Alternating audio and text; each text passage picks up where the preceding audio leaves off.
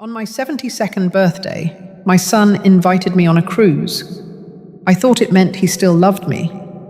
But on the second night, a waitress slipped me a napkin under the table. It said, "Call 911. There is something in your tea." My hands went cold. My own son. I wanted to believe it was a mistake, that I misunderstood. But deep down, I knew. So what do you do when the person you gave life to decides yours has no value left? On the morning of my 72nd birthday, I found a small envelope under my door. No card, no handwriting, just a printed note that said, "Pack warm. Boat leaves Friday at 10 a.m. It was from Darren. I hadn't heard from my son in almost 4 years. Not a phone call, not a holiday message. Not even when my blood pressure landed me in the ER last winter. So when I saw that note, I didn't know whether to feel joy or dread. I sat at my kitchen table for a long while, just staring at it. The coffee had gone cold. The toast was untouched. All I could think was, why now? But maybe, just maybe, he had changed. 2 days later, I stood on the pier in Annapolis, clutching a scarf and trying not to overthink. The cruise ship Darren booked looked modest, not the flashy kind. A local line, cozy, a few families boarding. And there he was, my son, waiting with that old smile I hadn't seen since his wedding. Liana stood beside him, polished and poised. She gave me a half hug, the kind you give to someone you're being polite to. The room they had prepared for me was surprisingly lovely. Soft blankets, a framed photo of us from a long time ago, even a small bookshelf with my favorite titles. It felt thought out, as if someone had asked about me, remembered what I loved. That night at dinner, they sat on either side of me. Liana poured me a cup of chamomile tea before I could reach for water. Darren cut my salmon for me like I was fragile. It was sweet, but strange. I wasn't used to being tended to, and certainly not by them. They asked about my bookstore, the monthly readings I still hosted for the senior group, even the volunteer nights I did at the literacy center. They were listening, or at least pretending well.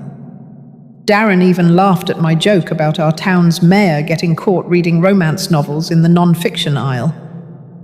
Later, as I looked out over the water from my cabin, I felt something I hadn't felt in years. Maybe peace, maybe hope. I knew better than to trust too quickly, but still, it felt like Darren was trying. I wanted to believe this trip meant something. But for those of you who've lived long enough, you know what I mean when I say that sometimes silence has an edge, the kind that doesn't make noise, but slices through the air anyway. I couldn't name it that night, but something inside me stayed alert. And sometimes it's the calmest moments that come right before the storm. Let me take you back to the second night. That was when the tea turned bitter. That was when everything started to unravel. And that was when I learned this birthday trip wasn't about me at all. Not really. The morning air on the second day was crisp, and the water outside my cabin window looked like glass. I woke up earlier than usual, not because I was excited, but because my body felt oddly heavy. There was a strange tightness in my chest, and my hands tingled when I tried to grip the edge of the sink. I blamed it on the sea air and age. A little stretching, I told myself. Maybe I had slept wrong. Breakfast was served in the smaller dining room, fewer people, more intimate. Darren wasn't there, but Liana greeted me with a bright smile and guided me to a table by the window. She handed me a steaming mug, said it was a blend she picked up in Charleston. Good for stress, smelled faintly of mint and something earthy. I took a few polite sips. After just half a cup, my head felt cloudy. Not spinning, not quite dizzy, just fogged, like someone had turned the dimmer switch on my brain. I blinked a few times and focused on Liana, who was talking about how cruises helped people reconnect. She smiled a lot, used my first name more than usual, said things like, "You deserve to be pampered. You've given your whole life to others." Her words landed soft, but something about them felt rehearsed. She asked about my medications, wanted to know if I still took the little blue pills for my blood pressure. I nodded slowly, pretending not to notice the way her eyes flicked toward her phone as she typed something. Later that afternoon, we all went up to the top deck. The breeze helped clear my head, but the fatigue clung to me like wet wool. I leaned on the railing and watched the coastline drift. Darren handed me a glass of lemonade. It tasted slightly off. Not bad, just not right. I set it down and said I'd rather have water. Liana quickly jumped in, offering me a chilled bottle from her tote bag. That night, dinner was served in the captain's lounge. Candlelight, soft music, and some seafood dish I couldn't pronounce. My appetite was thin. I picked at the food while Darren recounted stories from his new business venture, something about crypto software. I nodded along, though most of it flew over me. When dessert came, Liana reached for the teapot again. "A different blend," she said. "Lavender and chamomile. Helps with digestion." I let her pour it, watched her stir in a splash of honey, then slide the cup toward me like it was something sacred. Her tone never changed, but her eyes never left the cup. I held it for a moment. The ceramic was warm against my fingers. I brought it close, pretended to take a sip, then set it down. She smiled.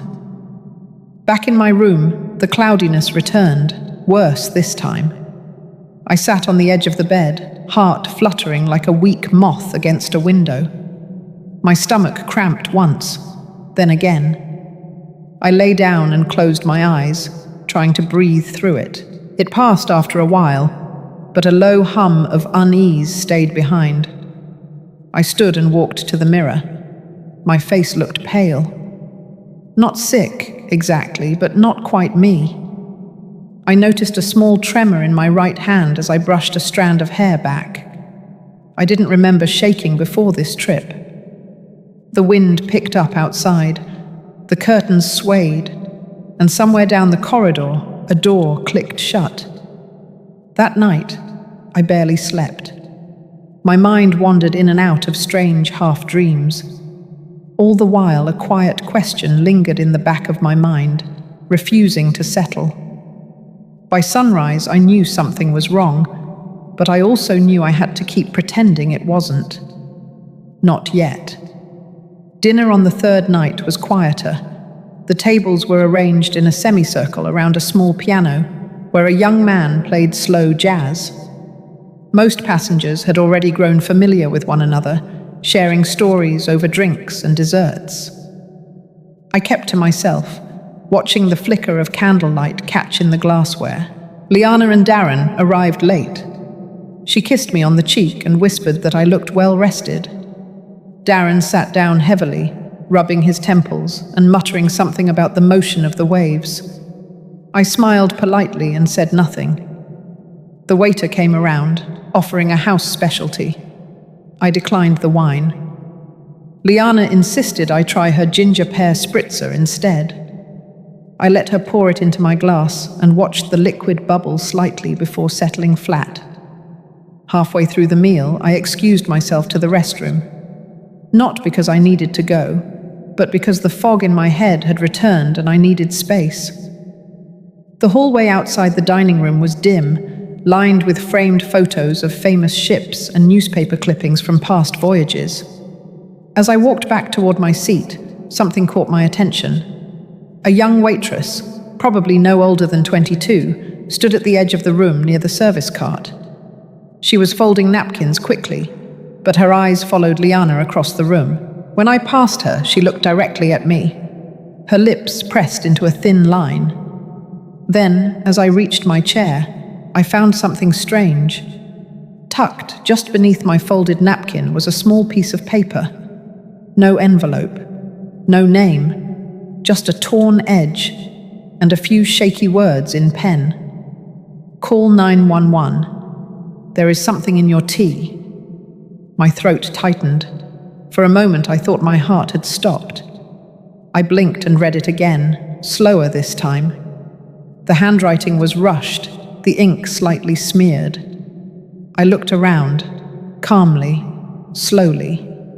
No one was watching me. I slid the paper into my purse and folded the napkin over the plate like nothing had happened. My hands trembled beneath the table. Not from age, from fear. I didn't touch the spritzer again. Darren didn't notice. He was busy checking his phone. Liana asked if I was feeling cold. I nodded. She smiled and ordered me another tea. The moment the waiter set the cup down, I could smell it. Familiar, but wrong. Chamomile mixed with something slightly metallic, almost sweet, like wilted flowers and copper. I thanked him, let it sit untouched, and continued to play along. Later, in my cabin, I locked the door and sat at the desk under the small reading lamp. I pulled the note from my purse and read it again. This time, I allowed myself to feel the panic. My head pounded with questions, but my instincts were louder. Someone had noticed. Someone had warned me. I replayed the dinner in my mind.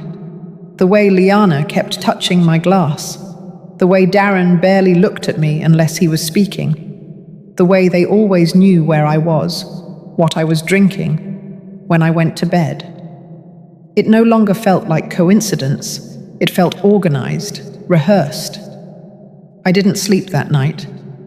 I listened to the hum of the engine beneath the floor, to the creak of metal expanding against salt air. At one point, I heard footsteps outside my door, a soft knock, then nothing. Morning came too slowly. My eyes were sore, and the nausea was back, heavier this time. But I got dressed, brushed my hair, and pinned on my brooch like nothing had changed.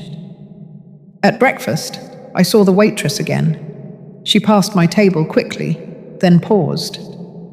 As she poured coffee into the cup of the man beside me, she turned her wrist slightly, revealing a tiny mark in pen near the crease of her thumb. It was a phone number, local area code. She didn't say a word, but her eyes met mine, and I knew then, with terrifying clarity. I wasn't imagining any of it. The next morning, I didn't go to breakfast. Instead, I sat quietly on the small balcony attached to my cabin, wrapped in a cardigan, watching the fog roll over the water like slow breath. My hands were still trembling. The note from the night before rested on the table beside me, folded once, but already worn at the edges from how many times I had opened and closed it. I hadn't slept. Not really. My eyes had shut for minutes at a time, but my body refused rest. I kept listening for footsteps, for doors, for any shift in the hallway outside. But it was the silence that did more damage. The quiet made my thoughts louder. I kept replaying the moments from the dining room, from earlier that week. Every smile from Liana, every glass of tea she poured, every time Darren offered to walk me back to my room. I had ignored too many things, and now I couldn't afford to ignore anything else. Just before 10, I left my cabin and made my way slowly toward the mid-deck cafe. I didn't want to go back to the formal dining room, too exposed, too watched. The cafe was smaller, self-serve, with passengers mostly keeping to themselves. I grabbed a cup of black coffee and sat in the far corner, facing the door. It didn't take long. The same waitress from the night before walked in with a tray of pastries. She glanced toward the seating area, saw me, then made her way to the table closest to mine. She adjusted a napkin, cleared a few crumbs, then leaned slightly in my direction. She spoke low and fast. I only caught part of it. She said she was in school for pharmacology. that she'd seen my daughter-in-law adding something to my cup 2 nights in a row. She hadn't meant to get involved, but what she saw last night had made her feel sick. Then she slipped another note under my saucer and walked away. I didn't open it until I returned to my room. The message was short. A name, digoxin. A warning, it could mimic natural heart failure symptoms in older adults. And a suggestion, get your blood tested. Soon. I sat down slowly on the edge of the bed and stared at the name. Digoxin. I didn't know the drug well, but I knew enough. I remembered hearing about it years ago when one of my book club ladies had a grandson overdose on cardiac medication. It had been tragic, subtle, silent, like this. The door clicked behind me. My heart jumped. It was Darren. He smiled, too casually, said he hadn't seen me at breakfast, asked if I was feeling okay. I nodded, keeping my face steady. He commented on the breeze, the view, the food. Small talk, too much of it. I nodded along, pretending. Then he said something that made my chest tighten. He said he and Liana had been looking into new care options for me, that maybe it was time to stop running the bookstore, that a condo in Sarasota was quieter, easier, just a few hours from their place. I looked at him, not reacting. He continued, said they had already toured one on my behalf. He smiled again, wider this time, told me not to worry. They'd help handle the paperwork. I thanked him, said I'd think about it, but inside I was trembling. When he left, I locked the door and slid the chair beneath the knob, a ridiculous move on a ship full of cameras and keys, but it gave me something to do, something to control. I sat back at the desk and took out my notebook. I began to write down everything. Each meal, each symptom, each strange moment since the trip began. I dated it, timed it, marked who was present. It felt strange but necessary, like if I could see it all on paper, I could stay one step ahead. Because now I knew the truth. But they didn't know I knew, and that gave me time. Time to pretend, time to prepare, time to survive. That afternoon I walked the deck alone, keeping close to the railing and out of view. I didn't speak to anyone. I didn't want to. The ocean stretched wide and flat, but I felt boxed in. There was nowhere to go on a ship, no corner where eyes didn't follow. Still, I kept walking. I needed air, and I needed space to think. Every few minutes, I felt the urge to check my pulse. My heart had settled into a strange rhythm, not painful, just inconsistent, like it couldn't decide whether to rest or run. I told myself to stay calm. Panic would only make it worse. When I returned to my cabin, there was an envelope slid under the door. It was unmarked. Inside was a folded note, same handwriting as before. No message this time, just a number. A burner phone. Room 212. A time. Midnight. I didn't know who was behind it, but something told me I had to show up. All day, I moved slowly and watched everything. At lunch, Darren brought me soup, unprompted. He made a joke about how they were testing out cruise food for their retirement someday.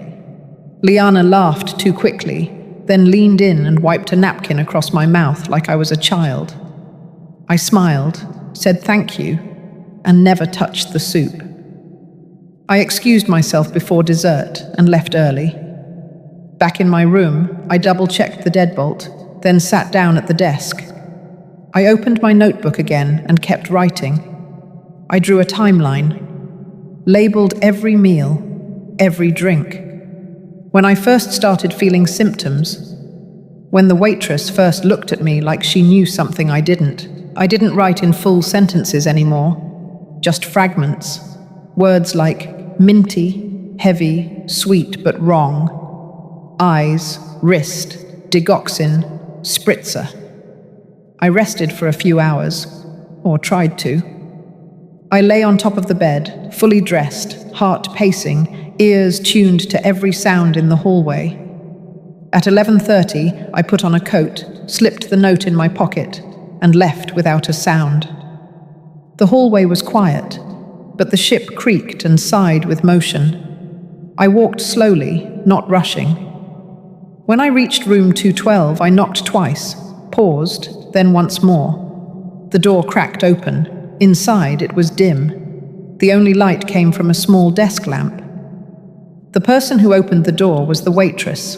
Her name tag said Maris. She didn't speak at first, just nodded and motioned for me to sit. Then she handed me a manila envelope.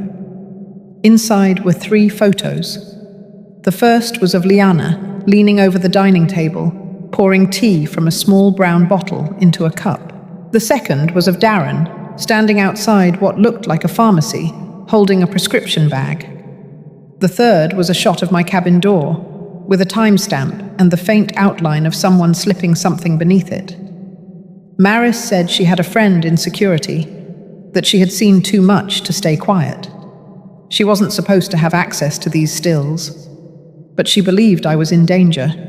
She said she had already sent digital copies to someone she trusted, in case anything happened to either of us. I didn't cry. I didn't shake. I just sat there and stared at the images. Pieces of a truth I already suspected, now solid on glossy paper. I thanked her. She pressed a small voice recorder into my hand and told me to keep it hidden. She said if I ever needed to record a conversation, it might be safer than trying to make a call. Then she walked me back to the hallway and disappeared into a service door without another word. When I returned to my room, I felt strangely calm, like the storm had passed. But deep down, I knew better. The real storm was just beginning, and I needed to be ready. The next day began with sun, calm waters, and the sound of clinking silverware from the breakfast deck below. From my window, it looked like any other beautiful morning. But my mind was somewhere else entirely. I didn't touch the breakfast tray they delivered. I made a note of the time it arrived and what was on it. Scrambled eggs, melon slices, a croissant, and a small glass of orange juice. I sniffed everything but tasted nothing. Then I carefully emptied the juice into the bathroom sink and washed the cup twice. I didn't trust anything that came to me without my own hands preparing it. I kept the envelope Maris gave me tucked beneath my blouse, close to my skin. The voice recorder stayed inside my left coat pocket. I checked it 3 times during the morning, just to be sure it was still working. I didn't press record yet. I was waiting for the right moment, the one that would matter. By mid-morning, the ship docked at a small harbour town. Passengers filed off in groups for excursions and shopping. Darren knocked on my door, asking if I wanted to join him and Liana for a walk along the pier. I said I was feeling tired. He offered to bring something back for me. I smiled and said maybe just a scarf or a book. After he left, I gave it 10 minutes. Then I stepped out of my room, took the side stairwell, and made my way to the lower crew deck. Maris had written a code on the inside flap of the last note, a service panel near the laundry chute. Behind it, a small locked cabinet. Inside, a prepaid phone and a folded sheet of paper. The note was simple. A name, a phone number, a lawyer. I went back upstairs and waited. The silence in the cabin felt too clean, too expectant. I pulled out my notebook again and jotted down everything I had learned so far. I added questions, too. Why now? Why this cruise? What were they planning next? Around 3 in the afternoon, I heard the knock. It was Liana. She came in with a smile and a little gift bag. Said she had found something lovely in town. A silk scarf, blue and cream, delicate as air. I thanked her. She placed the bag on the chair and sat across from me. Her tone was light, but her eyes were fixed. She asked how I was feeling. I said I was doing better. She nodded, crossed her legs, and leaned in a little closer. Said that she and Darren had been talking, and they both felt it might be time to start thinking long-term. They wanted to help with everything. Medical care, legal affairs, maybe even transferring some of the house documents in advance, just to be safe. My fingers curled tight around the edge of my sweater. I kept my face still. Then she reached into her bag and pulled out a small manila envelope. Said it was just a few forms. Nothing final, just drafts. She didn't pressure. She just laid it on the table between us, like it was nothing more than cruise reading material. I told her I'd take a look after dinner. She smiled again, stood up, and said to rest as much as I needed. Then she walked out without another word. The envelope sat untouched for the rest of the afternoon. That evening, I dressed carefully, the same cardigan, the voice recorder in place. I slipped the envelope she had left me into my tote, along with my notebook and Maris's photos. If anything went wrong, I needed it all with me. At dinner, Darren greeted me with a glass of wine already poured. I accepted it with a nod and placed it directly on the tablecloth without drinking. They were watching. I could feel it. But what they didn't know was that I was finally watching back, and I had already started to record. That night, the dining room was quieter than usual. A few passengers had gotten off at the last port and hadn't returned. The rest sat scattered, their conversations soft, silverware clinking gently against porcelain. My table was set for 3. Darren sat across from me, swirling his wine. Liana arrived late, cheeks flushed, apologizing with a smile as she slid into her seat. I noticed the waiter set down the tea without asking. Not just for me, but only for me. A delicate white cup with a gold rim, a pot with a cloth-wrapped handle. Liana's hand hovered close to it, but she didn't pour. She waited.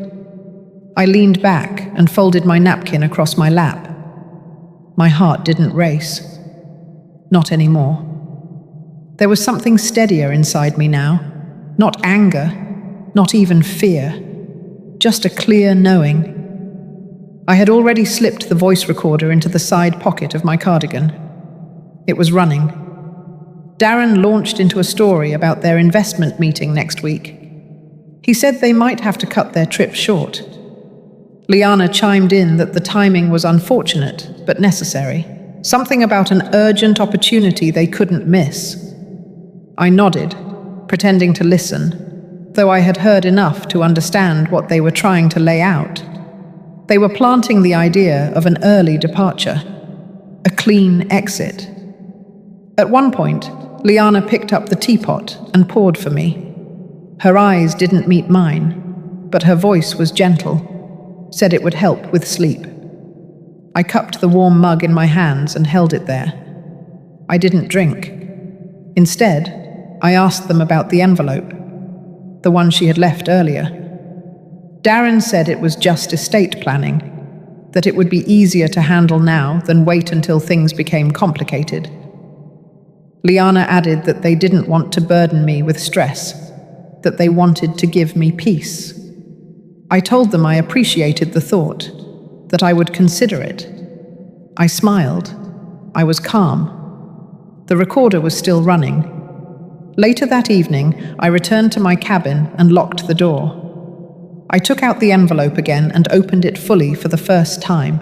Inside were preliminary transfer papers, power of attorney, property documents, bank authorization forms, all unsigned, but with sticky notes marking the places I would need to initial. The language was clear enough for anyone to understand. It granted Darren control over my financial accounts. It allowed him to make medical decisions on my behalf. And it named Liana as my emergency contact for all legal correspondence. I flipped to the last page. A letter, typed, brief, and addressed to my longtime attorney back in Maryland. It read like a notification that I had chosen to begin consolidating my assets under Darren's care. that I was willingly simplifying my estate. I sat still for a long time. Then I placed everything back into the envelope and stored it beneath the lining of my suitcase. I didn't tear it up. I didn't scribble on it. I kept it, untouched, because I needed it. Just after midnight, I returned to the crew deck again. Maris met me near the service stairs. She handed me a flash drive and whispered that her friend in security had managed to copy some camera footage. It wasn't perfect, she said. A few angles were missing, but it showed enough. Liana, in the hallway, slipping something under my door. Darren in the lounge, handing a waiter a folded note that matched the handwriting from one of the first messages I received. More images of the pharmacy bag. One blurry shot of a brown bottle half tucked in Liana's purse. I didn't thank her this time. I just nodded. Back in my room, I hid the flash drive deep in my toiletries bag, beneath the cotton pads and spare toothbrushes. I sat at the edge of the bed, shoes still on, and listened to the quiet hum of the ship pushing forward into the dark. There was no turning back now. Whatever came next, I was ready to meet it with both eyes open. The morning after I received the flash drive, the ocean was calm, almost glassy. A stillness had settled across the ship, but inside me, everything had sharpened. There was no more confusion, no more benefit of the doubt. I had evidence, I had a name, I had a timeline, and now I had a plan. I dressed with care that day. A navy blouse with long sleeves to cover the voice recorder, slacks with deep pockets to hold the drive and the photos. I packed my tote bag neatly with everything Maris had passed to me. Then I added something extra. The draft papers Darren and Liana had prepared. I knew they wouldn't expect me to bring those. Mid-morning, I made my way to the reception deck, where guests could schedule meetings with ship staff. I asked if the onboard legal liaison was available. A young officer named Givens appeared 10 minutes later, leading me into a private conference room tucked behind the administrative hallway.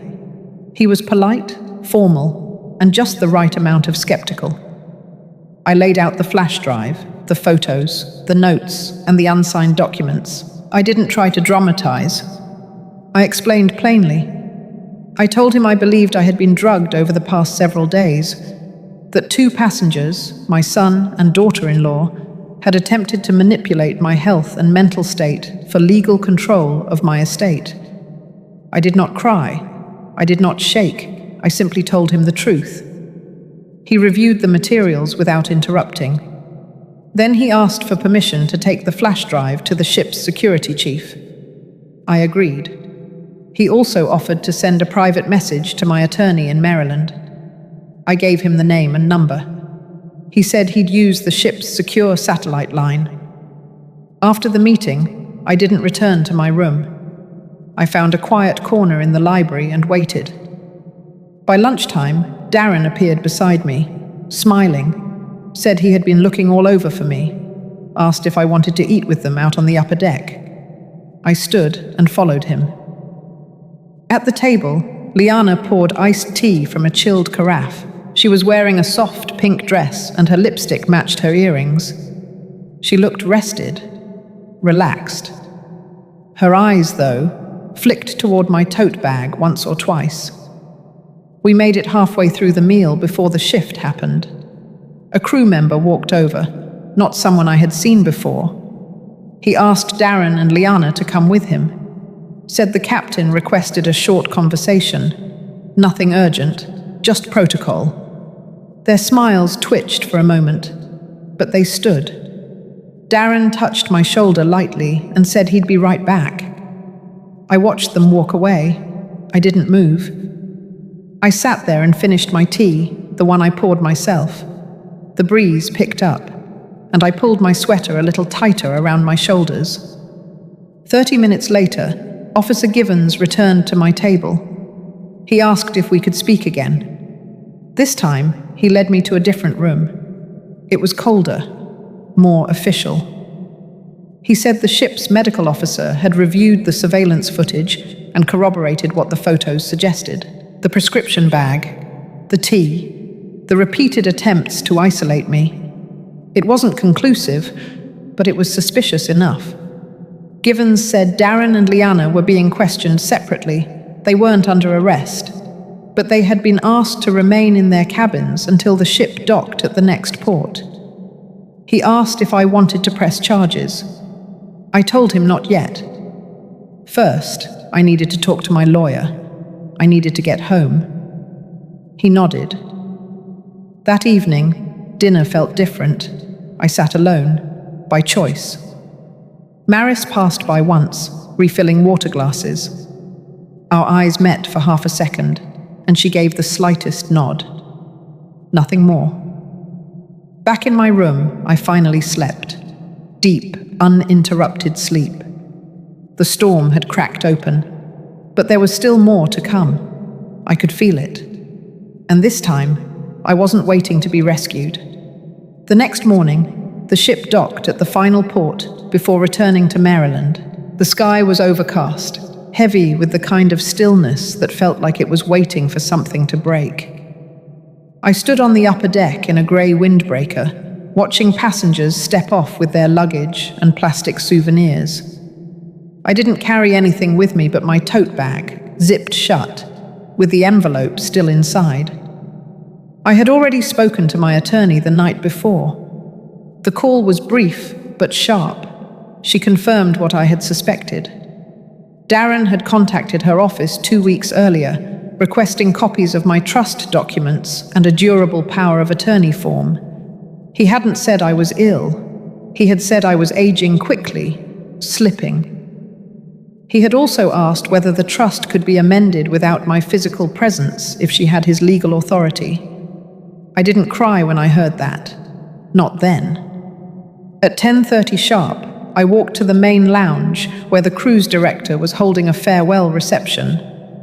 Most passengers came for mimosas and last photos. I came for something else. I had asked the captain, through Officer Givens, for 15 minutes. I told them I wanted to make a personal announcement before disembarking. Nothing dramatic, just a gesture to thank the staff and recognize someone who had shown quiet integrity. They agreed. The microphone felt too light in my hand. I stood in front of the crowd in the lounge, my palms dry, my shoulders steady. I began by thanking the staff. Then I said something about the way this journey had reminded me that people show their true nature not in grand gestures, but in how they move when they think no one is watching. I spoke slowly, not naming names, but making it clear that someone among us had chosen silence when it would have been safer. Someone had chosen truth. Then I called Maris to the front. She froze. She didn't expect it. I saw her hesitate near the espresso machine, then step forward, confused. I smiled at her and handed her a small envelope. Inside was a scholarship certificate. What no one on that ship knew, what not even Maris knew, was that I had made some calls of my own before boarding.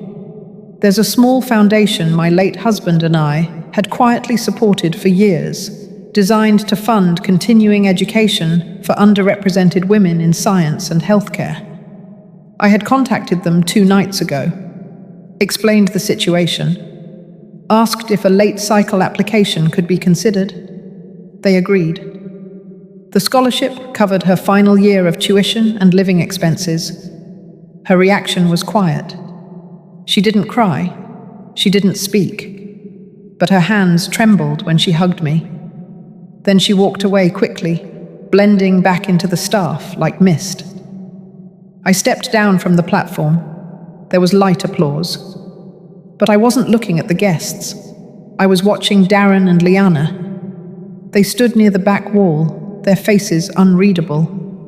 Darren had his arms crossed. Liana clutched her purse tightly against her side. Neither of them moved. Neither of them spoke. Later that afternoon, I met with Officer Givens one final time. I gave him the original envelope, the recorded conversations, and the flash drive. I told him I had decided not to press charges, not yet, but I asked that a report be filed and forwarded to my attorney. I also gave him a copy of a letter I had written, addressed to Darren and Liana. I didn't plan to hand it to them myself. I didn't need to. My silence would speak louder. That night, I slept in a small inn overlooking the water. No motion beneath my feet, no footsteps outside my door. Just the quiet rhythm of my own breath, steady and mine.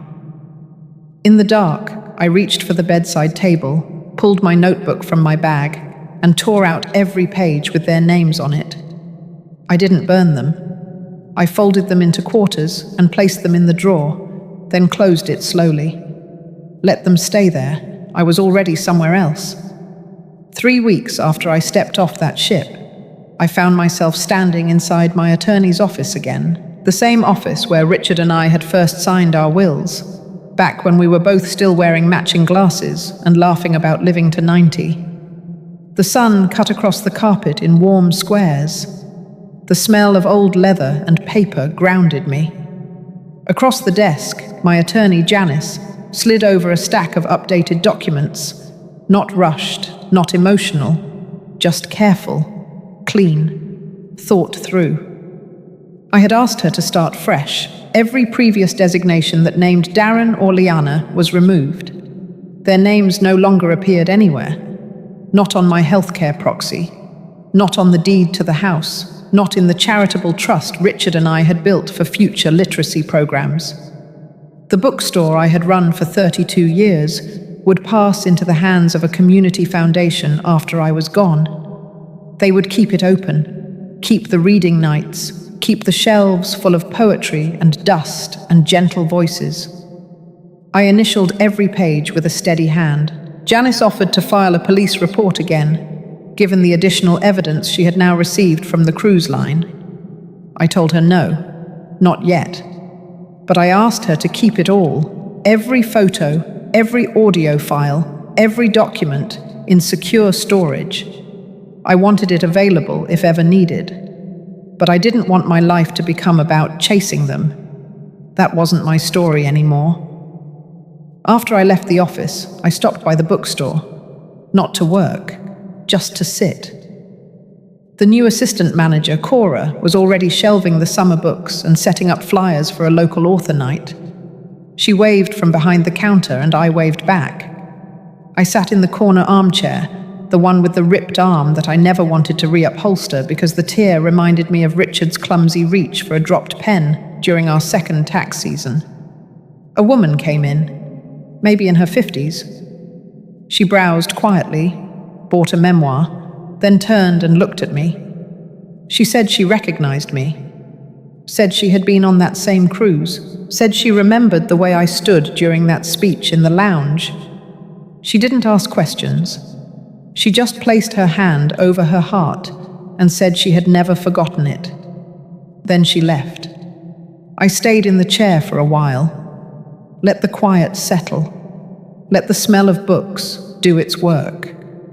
That night, back at home, I stood in the kitchen and made a pot of mint tea, the real kind. No sweetener, no syrup, no strange aftertaste, just steeped leaves and hot water. I sat at the table, wrapped in a quilt, and listened to the stillness of the house. It was mine again, fully. I had changed the locks the day after I returned, hired a company to install cameras around the perimeter. Nothing aggressive, just precaution. I didn't tell anyone, not even my closest neighbor. Some nights, I still woke up around 3, heart racing. I would lie there in the dark, listening to nothing. But slowly, even that began to fade. I never returned Darren's last message.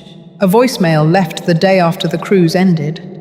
His voice low, tired, saying he was sorry if things had felt confusing, that they had only wanted what was best for me, that they hoped I would understand in time. I deleted it without playing it a second time. In the back of my closet, beneath a storage bin full of winter scarves, I kept a copy of the cruise manifest, printed, marked, highlighted, with my name circled, and a short note beneath it in my own handwriting. You survived, you remembered, you rebuilt, and still, you are here. Spring came late that year, but when it finally arrived, it washed everything in soft gold. The bookstore's front windows bloomed with light. Cora had moved the poetry shelf closer to the door, and every morning the smell of ink and sun made the place feel like it was breathing. I found myself walking more, not for exercise, not for any particular goal, just to feel my feet steady against the sidewalk. Some days, I wandered past the old cafe Richard and I used to visit every Sunday morning. They had changed owners twice since then, but the striped awning remained, faded and familiar. One Thursday morning, I received a large envelope in the mail, heavy, official. I recognized the return address. It was from Darren and Liana's attorney. Inside, there was a letter, polished, vague. They stated they intended to challenge the trust revisions I had made. They claimed undue influence, suggested I had been manipulated during the cruise, that perhaps someone had coerced me into rewriting my documents under stress. There were no accusations, just veiled implications. At the bottom was a note that their attorney recommended mediation before escalation. I didn't feel shaken. I called Janice that afternoon. She laughed, not unkindly, but with the sort of exhale that only comes from having seen too much. She told me not to worry, that we had everything in place. Documentation, testimony, the cruise files, the letter Darren himself had drafted, the one he never realized I kept. Still, I didn't sleep much that night, not because I was afraid, but because some griefs return, even after you think you've buried them. I sat at the kitchen table with my notebook open, and for the first time since returning, I began a new page. I didn't write about betrayal. I didn't list symptoms or track time. I wrote about resilience. I wrote about the moment I chose not to drink the tea. The moment I stepped into that conference room on the ship, hands steady, spine straight. The moment I saw Maris fade back into the crowd, her shoulders just a little taller. These were the things I needed to remember, not the threats, not the documents, not the voicemail I deleted, but the choice to stand, quietly, completely. The legal proceedings didn't last long. Janice responded with a letter of her own. Attached were the full cruise investigation reports, transcripts from the ship's staff, photographs, and voice recordings. She reminded their attorney that every signature in the revised estate plan had been notarized, each update done with clarity and legal integrity. 3 weeks later, a second envelope arrived. Inside was a withdrawal statement. Darren and Liana had dropped their claim. No explanation, just 2 lines typed by their lawyer and a final word, resolved. I placed the letter in a folder labeled final. I didn't add it to the fireproof safe. I didn't need to. That weekend, I hosted a small gathering at the bookstore. Nothing extravagant. Just a few neighbors, some retired teachers, and Maris. She had driven in from campus, her shoulders stronger, her voice firmer. She brought me a small glass jar of loose tea leaves, organic peppermint and lemon balm. The tag said, "Safe and hers." We sat in the back corner, sipping tea that tasted of real citrus and comfort. And for the first time in months, I let myself exhale completely. The following autumn, the trees on my street turned a burnt orange that clung to the branches longer than usual. I took morning walks wrapped in a wool coat, the same one I had worn on the cruise, only now it carried the scent of dry leaves and old books. Life didn't return to how it was before. It became something else, not smaller, not quieter, just clearer. I donated half the contents of my house, kept only what held weight in my hands or meaning in my heart. I repainted the kitchen walls. I stopped setting the table for 3. I even took down the family portrait above the fireplace and replaced it with a framed quote I copied in longhand on heavy paper.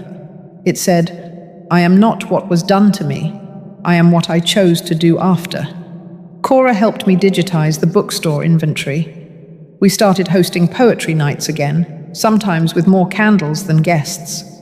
But the ones who came stayed late, and they listened. People who had never spoken much began reading aloud. Voices cracked, smiles softened.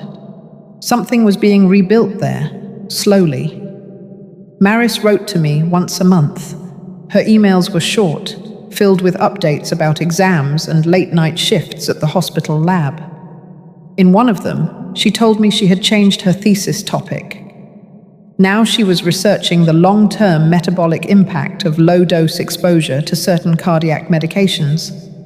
She ended that note with a line that said, "I never pour tea for anyone without watching their eyes." I replied, "I'm proud of you." I meant it. Darren and Liana didn't reach out again. I heard through someone at the bank that they had moved. A smaller town, quieter. I wondered once if they looked at each other differently now, if what they'd done had hardened them or broken something permanent between them. But then I folded that thought up and let it go. I had no room left for imagining lives that chose to leave mine. By winter, the rhythm of my days felt settled. I woke up without dread. I read the mail without scanning for threats. And one evening, sitting by the window, I opened my notebook again and wrote just one sentence. "You outlived the poison. Now live like you never drank it." The world didn't need to know everything I endured, but I needed to remember the woman I became in the middle of it. A woman who once sat in a dining room full of smiling faces and chose with a steady hand not to drink. That choice saved more than my life. It returned me to myself. If you've ever found yourself quietly watching the people around you, wondering what their smiles might hide, then you're not alone. Sometimes survival isn't loud. It's one small choice at a time. If this story touched something in you, I'd love to know. Share your thoughts in the comments. And if you've ever chosen silence over chaos or walked away from something heavy, this space is for you too. You're seen here. Seen. You're not forgotten.